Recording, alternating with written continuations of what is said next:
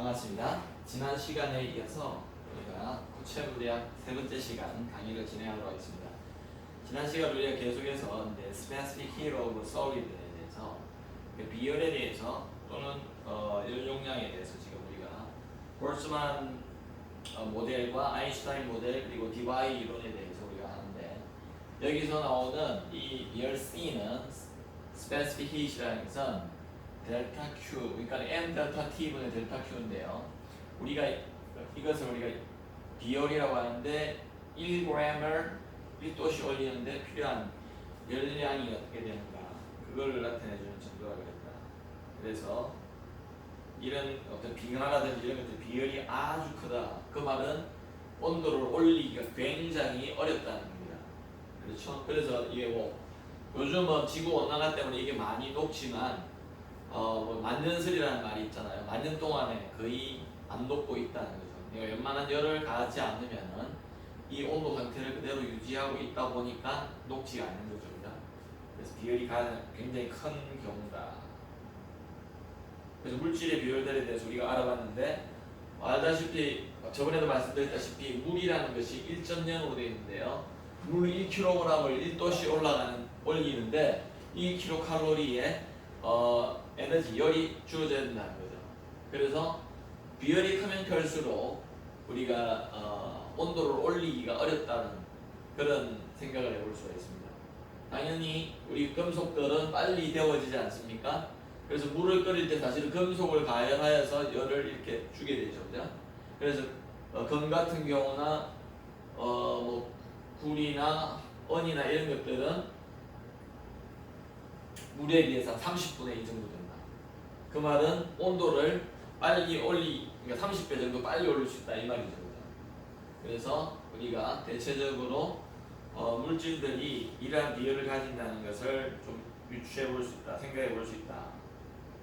그래서 우리가 비열에 대한 어떤 지식으로서 과연 어떤 물질이 온도를 올리는데 열을 가해주는 것에 의해서 온도를 올리는데 온도가 올라갈수록 또는 온도가 떨어질수록 어떤 행태를 가질까 그거 좀 생각해 볼 필요가 있고요.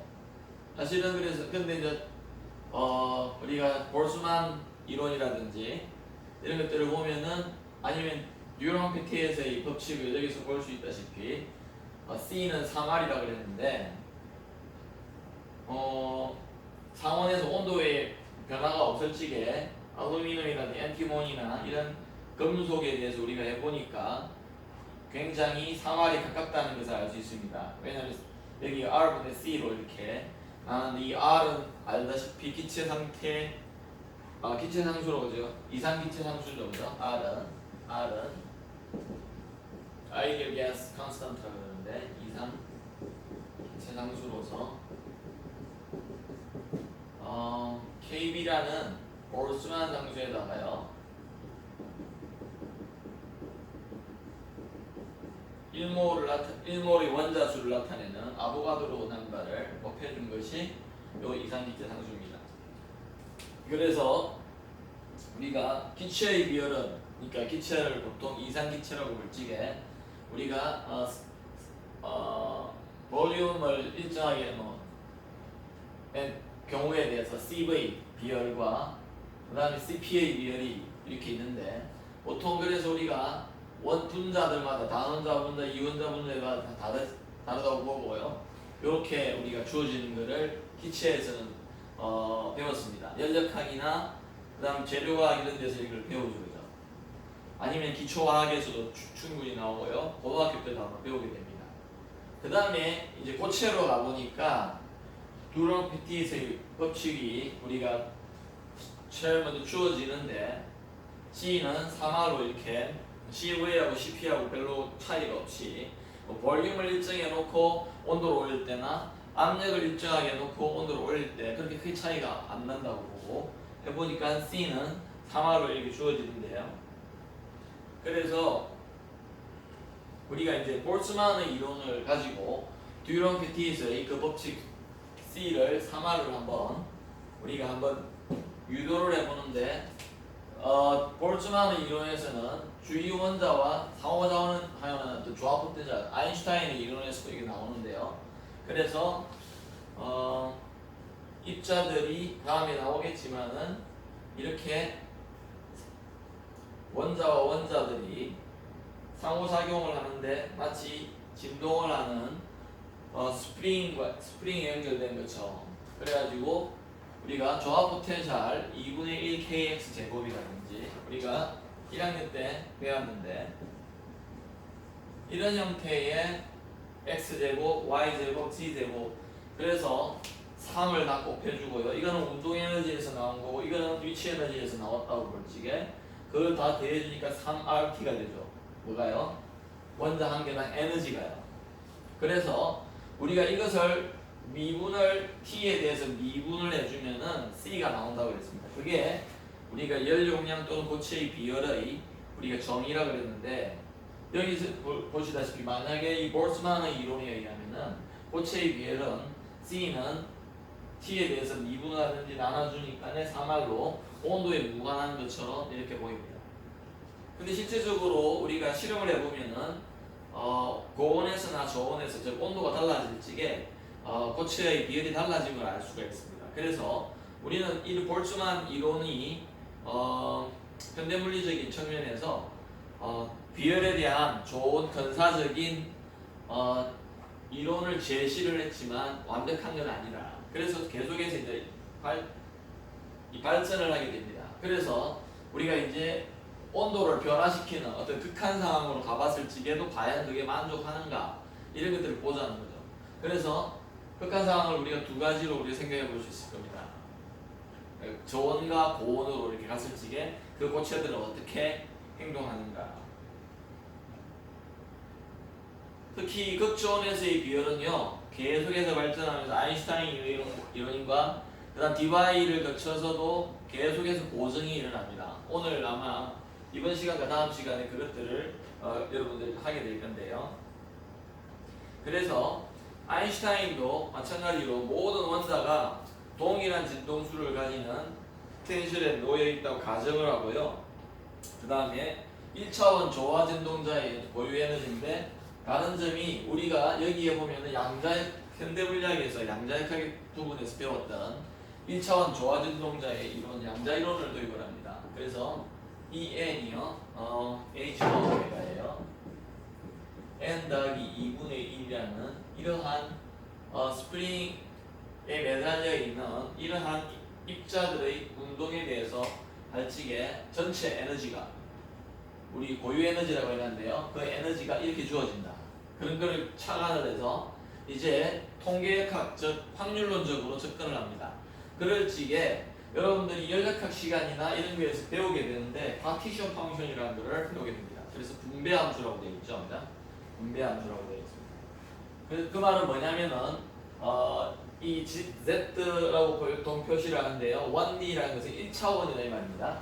여기서 1차원이라는 말이고요. 일어날 수 있는 모든 확률의 값을 다 더한다. 이렇게 되어 있죠.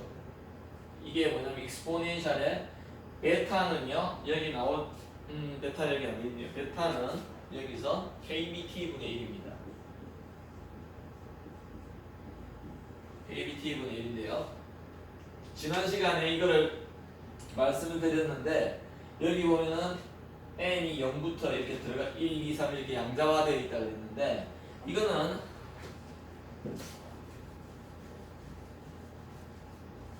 현대물리학 시간에 저에게 조금 배웠는데요. 물론 파티션 펑션은 연력학에서 배우든지 재료과학이나 뭐 이런 데서 나올 수 있을 것 같고요. 그때 저기 보면은 2에 마이너스 베타 h바 오메가에 n 더하기 2분의 1이 되어 있죠. 그럴 적에 우리가 여기 베타를 시그마 해가지고요. n 이퀄 0부터 무한대까지 가는데요. 풀어보니까 0부터 집어넣으면은 여기 보면은 이게 0이 되니까 2에 마이너스 2분의 베타 h바 오메가 그죠? 요거를 묶어주고요. 0 들어가니까 어떻게 됩니까? 1이 되겠네요. 2분의 1 묶어냈으니까 더하기 그 다음에요. 이것들이 한 개 한 개씩 늘어나겠다, 그죠? E 마이너스 베타 H 바 오메가 더하기 E의 마이너스 2 베타 H 바 오메가 이렇게 될 겁니다. 쭉 이래가지고 어떻게 되는 거죠? 그래서 이것들을 우리가 요 가로 안에 있는 1 더하기 x 이거를 r이라고 본다면은 1 더하기 r에 이건 r 제곱이 된다, 그죠? r 삼성이 돼가지고 등비급수가 됩니다. 그러다 보니까는 이거는 1 마이너스 r분의 1이라고 이렇게 배웠을 거예요. 그래서 우리가 요게 r이라고 했으니까 1 마이너스 r분의 1인데 교수님 1 아닌데요? 여기 있잖아요. 여기 이 텀이 있죠? 그래서 여기 넣어줬습니다. 그 다음에 이걸 수학적으로 표현하면은 사인 하이퍼볼이고 간단하게 해줄 수 있다. 뭐 그대로 두도 되는데 분모 분자를 나누고요. 사인 하이퍼볼릭 펑션을 집어넣으면 되죠. 그러니까 사인 하이퍼볼릭은 x는 아마 2분의 2의 x 빼기 2의 마이너스 x 빼길 겁니다.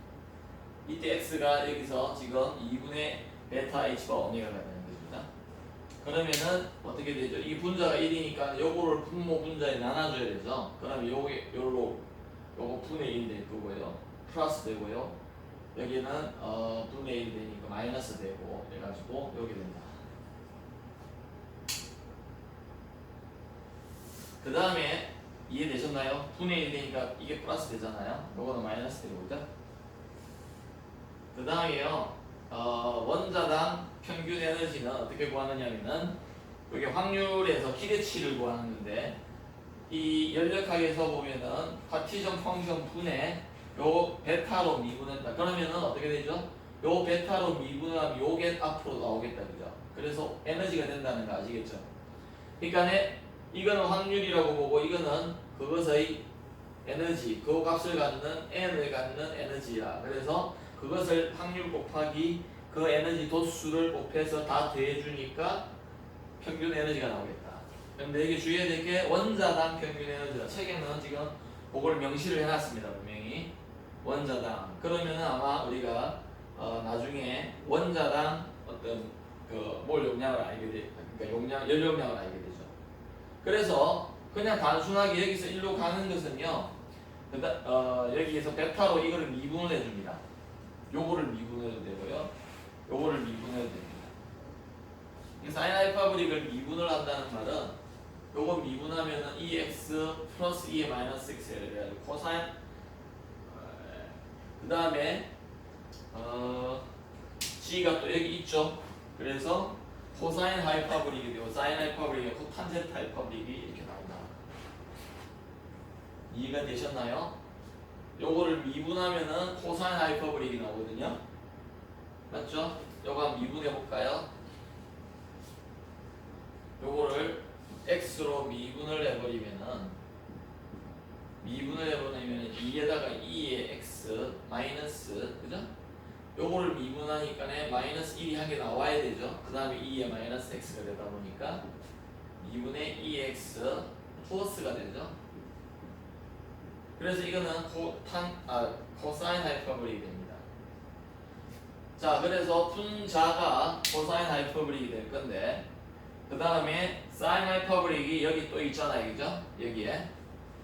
여기 있죠. 그러니까 사인 하이퍼블릭 분의 코사인 하이퍼블릭이 되니까 코탄젠트 하이퍼블릭이 나옵니다. 이것은 어디서 나오느냐? 이거를 미분할 때 요 2분의 h바 오메가 여기 있는 2분의 h바 오메가 저 x를 미분하면은 그죠? x를 베타로 미분하면은 2분의 h바 오메가가 튀어나오게 됩니다. 꼬보의 미분이죠, 그죠? 꼬보의 미분. 그 다음에 중요한 것이 여기서 이 h바 오메가를 놔두고 이제 이거를 집어넣어가지고 이렇게 고칠 수가 있습니다. 이렇게 고칠 수가 있는데요. 왜 그러냐면은 이때 이 MB 보즈 팩터라고 그러는데 보즈 오큐페이션 팩터, 그러니까 보즈 보즈 입자로서 보즈 입자 설명을 해야 되는데 어떤 입자의 점유율이라고 보셔야 됩니다. 점유율, 오큐페이션. 그러니까 무슨 말이냐면은 이러한 진동 에너지를 갖는 개수 이런 말이겠죠. 팩터. 여기 팩터라 했는데 전체 개수 중에 이만큼 갖는. 그래서 그거를 우리가 마치 여기에 나오는 여기에 양자수하고 똑같이 생각을 해볼 수 있다. 마찬가지죠. 왜냐하면 여러분은 생각해보세요. 포톤에 있어서도 우리가 이런 아니면 입자에 있어서 저 양자수는 에너지 레벨하고 관계 있다고 했죠. 그 에너지 상태들이 있는데 입자들이 그런 에너지 상태를 갖는 놈이 몇 개 있느냐, 점유해 있는 occupation이라는 게 점유하는 거거든요. 그런 놈이 몇 개 있느냐, 그게 중요하죠. 그래서 우리가 요것이 보제 아인슈타인 펑션이라고 해가지고 요렇게 주어지는데 요것을 요렇게 고칠 수가 있습니다. 그때 우리는 요 EM이요 아까 말씀드린 요거하고 비교해 볼 적에 요 MB가 요거하고 비슷한 개념이네 라고 볼 수가 있겠죠.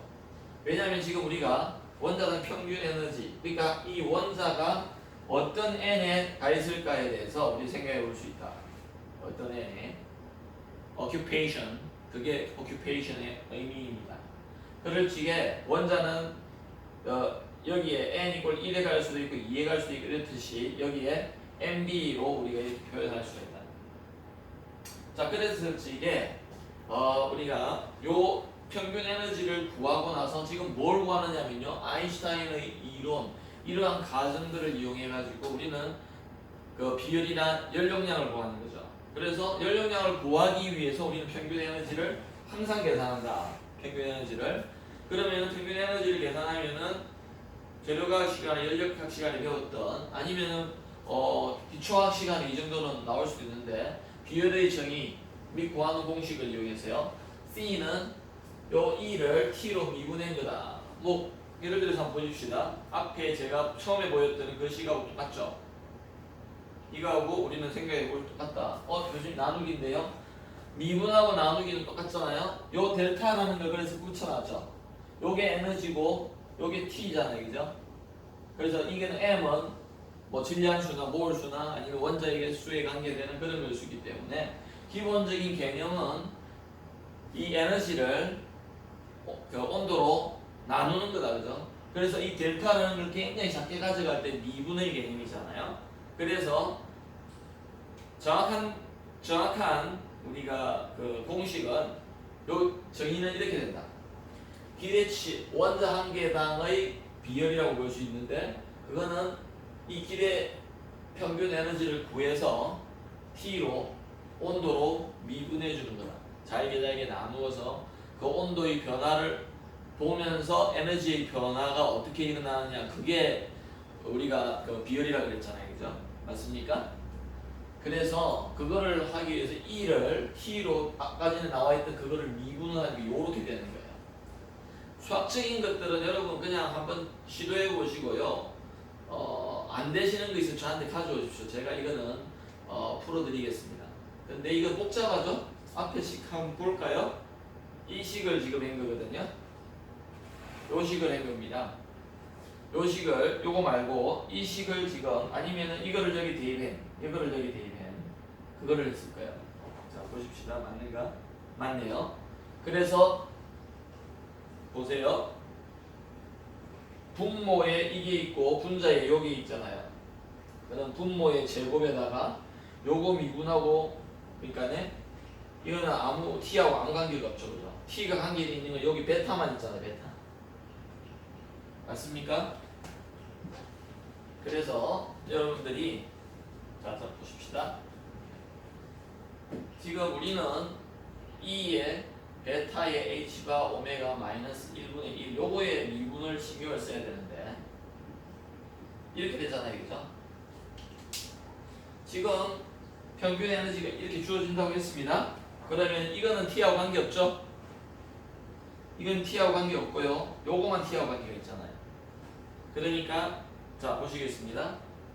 그러니까 어떻게 되죠? 이거만 t로 미분해주면 되는데 그러면 요거의 제곱, 그죠? 우리가 부분적 분이라는 거, 고의 미분이라고 해가지고요.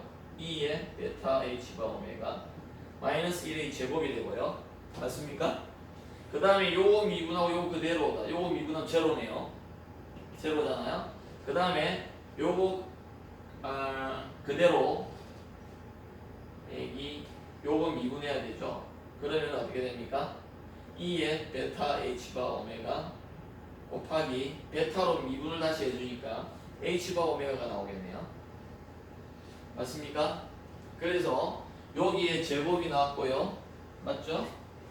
그 다음에 2의 베타 h바 오메가가 나오고요. 그 다음에 kb는 아까 있었고요. 베타 h바 오메가는 있어가지고 제곱이 돼요. h바 오메가가 있다 보니까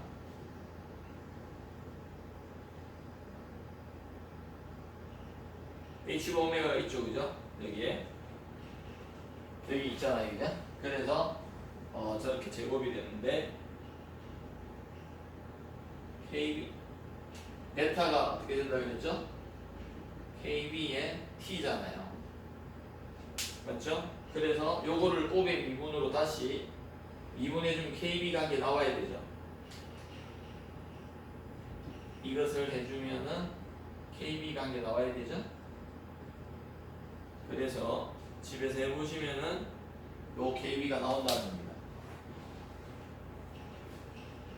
그때 우리가 이제 극한에 대해서 아까 생각을 해본다고 그랬잖아요. 왜냐면은 과연 비열은 온도의 관계 함수인가 아닌가를 보기 위해서요.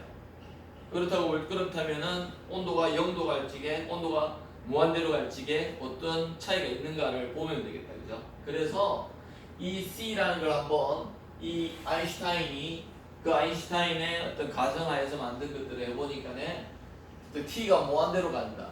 자, T가 무한대로 간다는 말은 이게 무한대로 간다. KBT 분의 1이죠. 이거 복잡하네요, 참. 그렇지, 어쩐지. 미안해요. KBT 분의 1이죠. 그러니까 이거를 미분을 해보면은요, 베타를 해보면은 다시 이거의 제곱분의 마이너스 KBT의 전체 제곱분의 요 1이 나와요. 그죠? KB가 나오죠? 그래서 E-하고 아까 E-하고 플러스가 될 겁니다. 착각을 했네요. 이해되시죠? 그래서 이것들을 우리가 생각을 해줘야 된다. 자, 그럴지게 요게 T가 무한대로 가면은요 베타가 0으로 간다는 의미죠. T가 분모에 있으니까. 그래서 T가 무한대로 간다? 그럼 베타는 0으로 간다. 베타 0으로 갈지게 이것들을 우리가 어떻게 전개를 해볼 수 있느냐면요.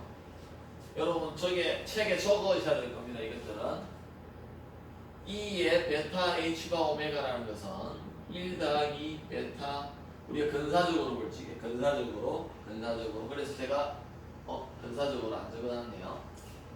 이게 근사적인 거의 의미인데 간다 이 말이니까 그 다음에 베타의 제곱 더하기 베타의 3승인데요.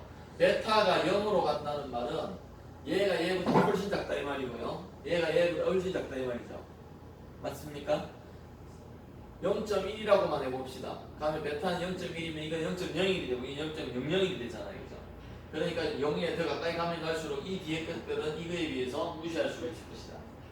그래서 이건 어떻게 될까요? 1 더하기 베타라고 하면 빼기 되니까 베타가 될 수 있겠죠. 그래서 베타의 제곱이라고 보고요. 그냥 이거는 1이라고 볼지게 분자는 1이라고만 봅시다. 그러면은요 여기서 베타의 제곱이 없어지고요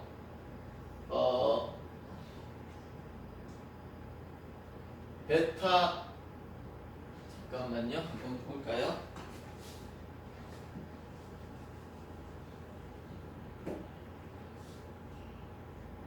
E의 베타 h바 오메가 마이너스 1의 제곱이고요 2의 베타 h바 오메가고요 KB에다가요 베타 h바 오메가의 제곱인데 이게 t 베타가 0으로 갈수록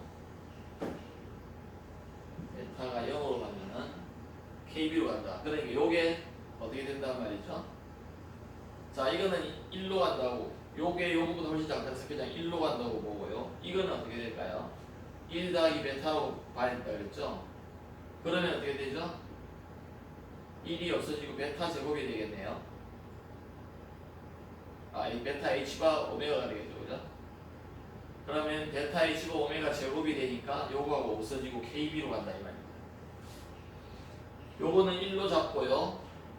그 다음에 이것도 1 잡으니까 0대뿐이니까 안 되잖아요. 그러니까 한 개만 더 잡아줘야 되겠죠? 한 개 더 잡아줘야 되죠? 그럼 제곱이 있으니까 어떻게 돼요? 베타 제곱, H바 제곱, 오메가 제곱이 되거든요. 그러니까 이거하고 없어지네요.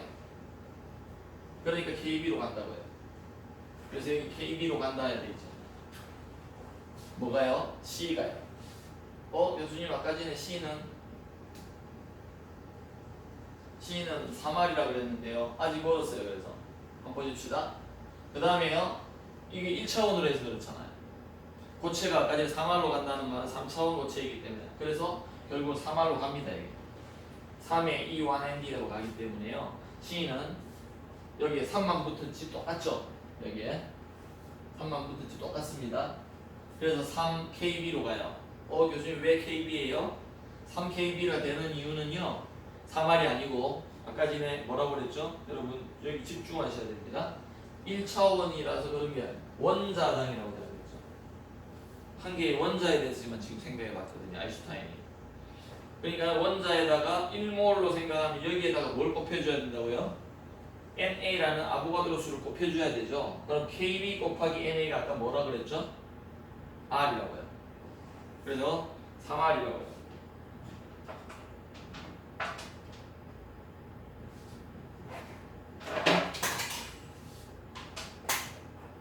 잠깐만요.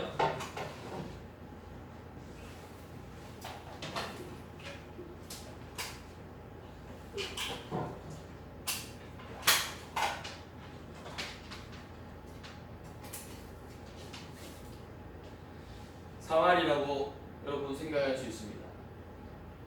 그 다음에 뭐 베타가 무한대로 가면은요 이게 이거보다 훨씬 커요. 이게 훨씬 크죠. 쉽게 말해볼게요. 이게 무한대로 가면은요 이게 1보다는 뭐 무조건 크잖아요. 엄청. 그러면 이거 무시할 수 있죠. 그 다음에 이거는 한 개 없어지면은 이 베타 H바 오메가 분의 요거 될 거 아니에요. 근데 이건 어떻습니까?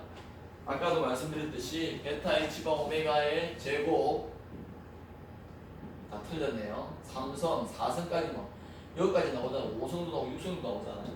그러니까 우리가 이게 훨씬 크죠. 그러다 보니까 분모가 훨씬 크니까 0으로 간다는 겁니다. 언제요? 저원에서는요. 근데 실제로 저원으로 간다고 해서 0도K에서는 뭐 0일 수도 지금 그건 모르겠지만은 0으로 간다고 해서 0으로 된다 이렇게 할 수는 없잖아요. 그죠?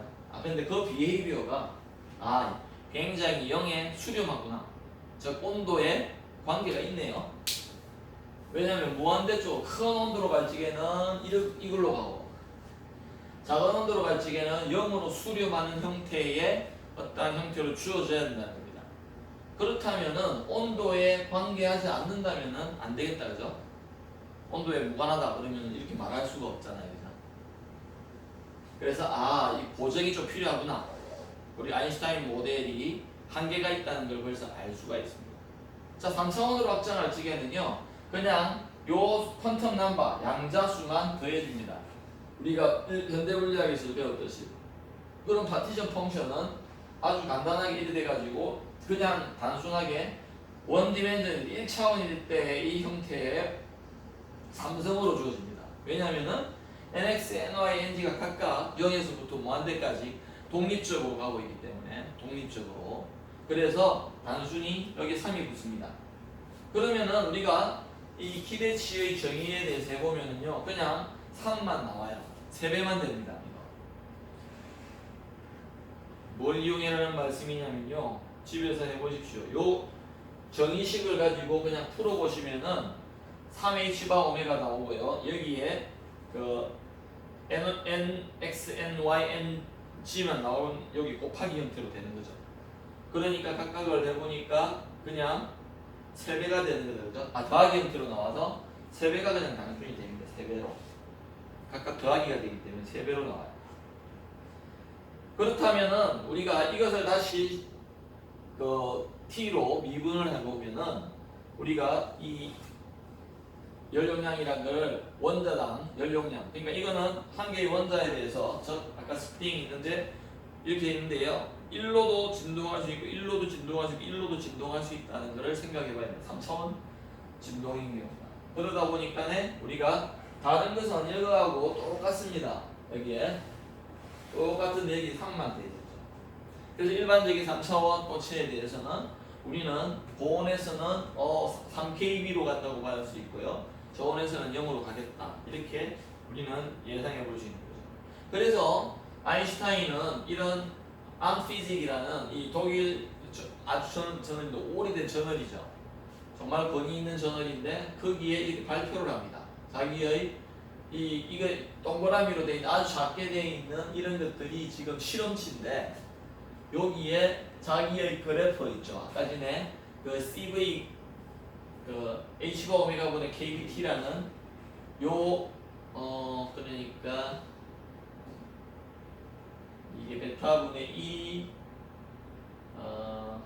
K 베타였잖아요. KBT분의 1이 그죠? 그러니까 이거는 H바 오메가 베타 H바 오메가분의 1이겠네요.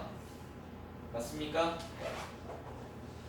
X축이 뭐가 되느냐 뭐 굉장히 중요한 건 아니지만 H가 오메가인데요. 이것을 보면은 이게 베타분의 1이거든요. 그래서 이게 베타 H바 오메가분의 1을 대상으로 해서 C를 그린 겁니다. 자, 그 말은 뭐냐면 앞에 식에서 자 우리가 이렇게 된다고 할 적이에요. 식을 어떻게 그렸냐면 C와 요거 분의 1로 그린 거예요. 이거를 수식으로 해가지고요. 그래서 플랫을 해보니까 이렇게 가더라는 겁니다. 점선으로. 왜 이렇게 뒀을까? 베타 H바 오메가 분의 1 또는 KBT H바 오메가 이렇게 뒀을까는 생각해보면 T에 대해서 보려고 그랬습니다. T에 대해서. 저 T가 굉장히 클 때, 굉장히 작을 때인데요. 여기에 보시면 알겠지만은 우리가 아주 온도가 낮을 때는 거의 제로로 간다고 이렇게 되어 있습니다. 제로로 간다고. 그래서 그 다음 페이지에 보면요. 이 논문의 투고엔 그게 이렇게 나와요. 사실 여러분들이 이거 아마 요즘 인터넷으로 볼 수가 있을 겁니다. 근데 본다고 해서 잘 안 읽혀지더라고요. 왜냐하면 독일어로 돼 있어요. 독일어로 돼 있어서 굉장히 어려워요. 근데 거기에 이 그래프가 그대로 나와 있다. 그래서 여기서는 다시 그냥 이 사실 C를 이렇게 쭉 뒀는데 어떻게 보면은 이게 3KB 이런 식으로 나눠야 되지 않을까 하는 생각을 해봅니다. 아니면 KB라도 이렇게 KB 분의 C 이렇게 했어야 될 것 같아요. 왜냐하면 이건 지금 3, 4, 5, 6으로 이렇게 줬기 때문에 아마 그 논문에는 그렇게 정의를 해놨지 않을까 싶습니다. 근데 그래서 이거를 우리가 아까 제가 말씀드렸죠. 요거를 다시 그려보니까는 오메가가 큰 경우에는 이렇게 가고요. 오메가가 작은 경우에 이렇게 가더라고요. 오메가에 대해서 볼 적에는. 근데 무슨 말이냐면은 하늘 색깔이나 분홍색이나 이러한 비헤이비어는 그냥 갖는다는 겁니다. 즉 이걸 어떻게 그리냐면요. 요 식을 지금 그리는데요. 요 식을 그립니다. 근데 우리는 시간의 온도에 대해서 어떻게 이가 변하는가를 보는 거잖아요. 그래서 온도를 변화시키면서 보는데 오메가를 어떻게 주느냐에 따라서 이러한 그래프, 그러니까 오메가 중간이라는 정리되고요. 오메가 이제 더 이렇게 갈 수도 있고 오메가를 줄여주면 이렇게 갈 수도 있다. 그러나 저러한 커브의 형태는 변하지 않는다는 거죠. 그래서 비열에 대한 이 온도 의존성을 우리가 볼 수 있을 거예요. 그래서 원자당 연용량, 자 연용량은 연용량인데 원자당 보는 겁니다. 원자당. 그러면은 몰 비열이나 연용량이 똑같은 말이죠. 그래서 여기서 원자당이다. 그래서 금방 나왔던 C는 3kb다. 이 그림에서 보니까 어떻습니까? 여기 보면은 이 그래프가 이거를 그렸다 해놨거든요. 3kb분의 C다. 그러면은 이 온도가 올라갈수록 보니까 어디로 갑니까? 값이 1로 수렴하지 않습니까? 1로 가죠. 그래서 이것이 1이라는 말은 C가 3kb라는 말이죠. 그래서 고온에서는 여기가 고온이잖아요. 온도가 굉장히 높은 데죠. 여기는 3kb로서 듈롱크티의 법칙을 완전히 만족한다. 우리가 많은 앞에서 봤던 3R이다. 그죠? 교수님 이건 3kb인데요. 왜 kb라고 그랬죠 제가? 잘못 쓴 게 아닙니다. 여기에 그래서 제가 빨간색으로 원자당이라고 써놨어요. 원자당. 그 다음에 C가 그러니까 온도가 0도 K로 갈 지게는요 여기죠, 그죠? 빨간색으로 했는데 여기로 갈 지게는 0으로 간다. 아인슈타인 모델에서. 그 다음에 다이아몬드의 비율에 대해서 우리가 앞에 잠깐 언급을 했었는데 상온에서 있잖아요. 작은 이유는요. 왜 그러냐면은 상온임에도 불구하고 다이아몬드가 느끼는 그 상온은 굉장히 낮은 온도라는 겁니다. 왜 그러냐면 이 오메가가 커요. 다이아몬드 같은 경우는 강한 결합을 하고 있죠. 맞습니까? 그러니까 이게 무슨 말이냐면은 온도와 오메가가 어떤 관계가 있느냐에 따라서 여기에 오든지 여기 오지 않겠습니까? 잘 생각을 좀 해보시죠. 안 그러면은 큰 오메가인 경우에는 이렇게 가잖아요, 그죠? 더 컸다, 그럼 1로 가겠죠? 더 커요, 그럼 1로 갈 거 아닙니까? 근데 이 온도는 여기가 300도 K야. 다이아몬드의 경우는 이렇게 되는데요. 다이아몬드의 경우는 이렇게 되는데, 철 같은 경우는 이렇게 된다는 겁니다. 왜 그렇죠? 여기 한번 보실래요? 오메가가요, 여기 루트가 주어졌는데, 오메가는 우리가 단조화 진동에서 어떻다고 배웠냐면 1학년 때, 오메가는 루트의 K분의 M이라고 이렇게 저기 루트 M분의 K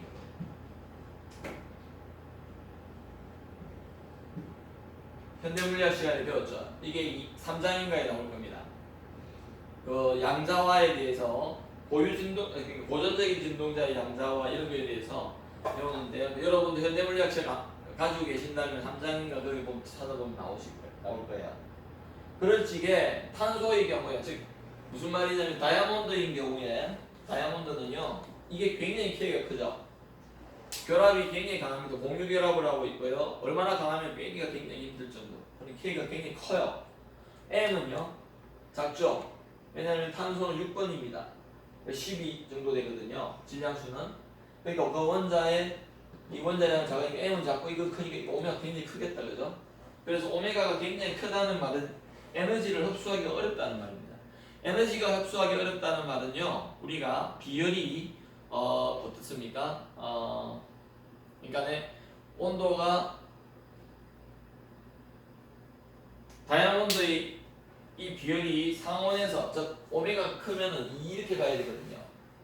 그러면은 이 비열이 크지가 않죠.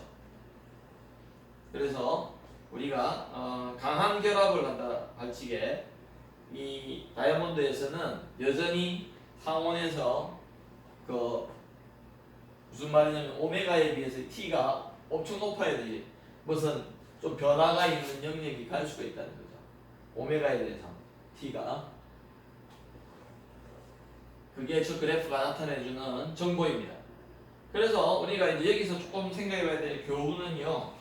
이 진동자들이라는 것이 원자의 진동 이런 것들을 우리는 생각하는데 열을 흡수하는 아주 호주머니와 같다. 흔들면서 계속 열을 빨아먹을 수 있다. 그죠? 그래서 우리가 그렇게 생각을 해야 됩니다. 그래서 아까 말씀드렸듯이 이러한 이론적인 것들에 대해서 쭉 나오고요. 그 다음에 이제 이것들을 자꾸 보완하기 위해서 잘 보십시다, 여러분. 여기가 1907년도가 되어 있습니다. 보완을 하고 계속 이렇게 해가지고 앞에 거 한번 볼까요? 그래서 1907년도에 이렇게 계속해서 보완을 하다가 논문을 이렇게 냈어요. 냈는데 여기 1907년이라고 되어 있죠, 그죠? 여기에 라이프치히에서 이렇게 됐는데 디바이라는 사람이 이제 1912년도에 이러한 비열에 대한 또 연력학에 대한 이론을 내놓는데 아인슈타인의 비로 이론은 매우 성공적이었지만 왜냐면은 어느 정도 성공적이었다고 할 수 있는 거는요 이 아인슈타인의 이론에 의한 것들이 이 실제적인 실험값들과 굉장히 유사한 값들을 가지고 있잖아요, 그죠? 굉장히 뭐 많이 벌려져 있다든지 차이가 굉장히 여기는 좀 많이 나지만은 그래도 뭐 이 영역에서는 굉장히 잘 맞아 들어간다. 중간 온도 영역에서는 그죠. 그래서 아주 각광을 받았는데 이런 부분들과 요 낮은 부분들에 대해서도 우리가 좀 더 보완을 계속 하고 싶었을 겁니다. 많은 학자들이 달라붙었을 겁니다. 그런데 그 중에서 이제 디바이라는 사람이 이 조원 영역에서 특히 이론적인 예상값이 실험값 잘 일치하지 않은 것들을 우리가 보완을 하기 위해서 아인슈타인의 문제점들을 이렇게 짚어봅니다. 그런 식의 여기 보면은 t가 0으로 갈지게 이 실험값들을 해보니까는 t의 3승에 비례하더라는 겁니다. 여기 부분이죠. 여기 부분을 여기 지금 안 맞잖아요, 그죠? 여기는 좀 맞는데 여기 부분은 지금 많이 벌어지고 있죠, 더. 그래서 안 맞다.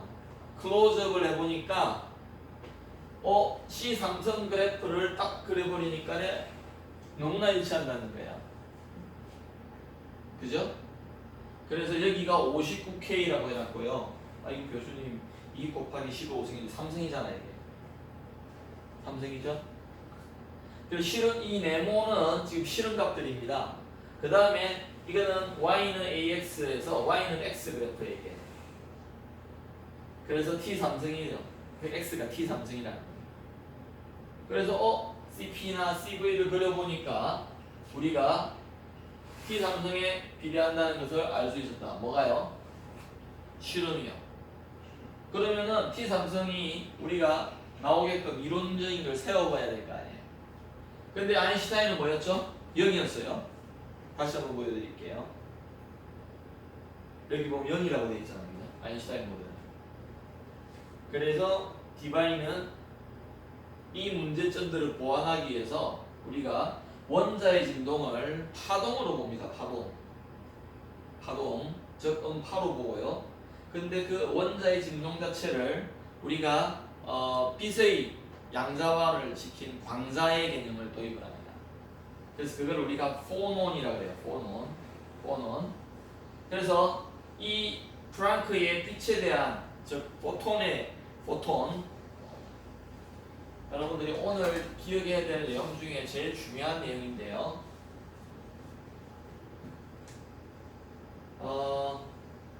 플랑크의 양자화 조건, 양자화에서 보면은 처음에 빛을 광자로 해가지고 아주 디스크리트한 에너지를 갖는 알갱이로 입자적이죠, 그죠? 입자적인 그런 걸로 해가지고 우리가 생각을 합니다. 그렇듯이 우리가 이 파동을 즉 격자의 진동이죠, 그죠? 또는 원자의 진동을 우리가 파로 해석하는데 이거를 양자화 시켜가지고요, 알갱이처럼 시켜서 그거를 우리가 이거를 그래서 포톤이라고 하는데 포논이라고 합니다. 이것을 포논 뭔데요? 격자 진동을 알갱이화 시켜서 알갱이의 어떤 운동 같은 걸로 묘사해서 하는 거예요. 그래서 우리가 음파 같은 경우는요, 세 개의 모드가 있다. 이 입자의 이 파동이 움직이는 거에 있어서 한 개의 종파와요. 종파라는 것은 뭐냐면은 여기까지만 하고 우리가 맞을 것 같은데 여러분 잘 생각하셔야 지금 어떻느냐면요. 이게 여러분 빛은 우리가 대표적인 횡파고요.